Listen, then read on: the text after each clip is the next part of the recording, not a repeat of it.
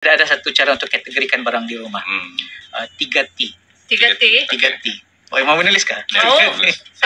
Saya mau follow sudah nih si Mary Kondo. Oh, okey. T yang pertama trash. Yang kedua treasure. Yang ketiga transfer.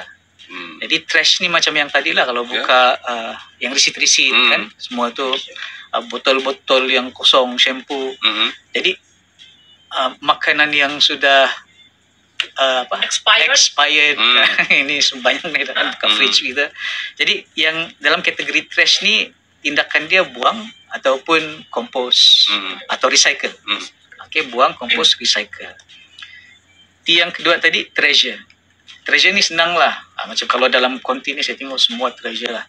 Kan mic, headphone, semua konsol ni. Kalau di bilik, kalau di rumah kita pun apa contoh treasure. Macam kalau yang sekarang Azian pakai tudung ni treasure lah, yang memang suka pakai. Sebenarnya ada aku pakai. Udah cuci gini.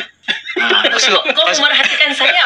Pasal mungkin jaket kan macam Nodi pun bilang balik-balik ini juga. Ini mungkin baju ni kira treasure lah.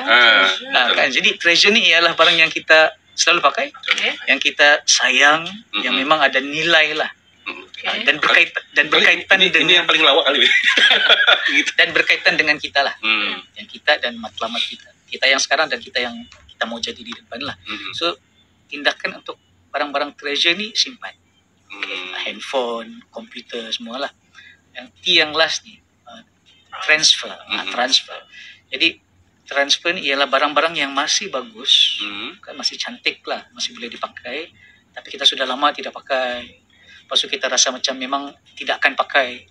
So tindakan dia boleh jual ataupun hadiah lah, kasih derma sama orang.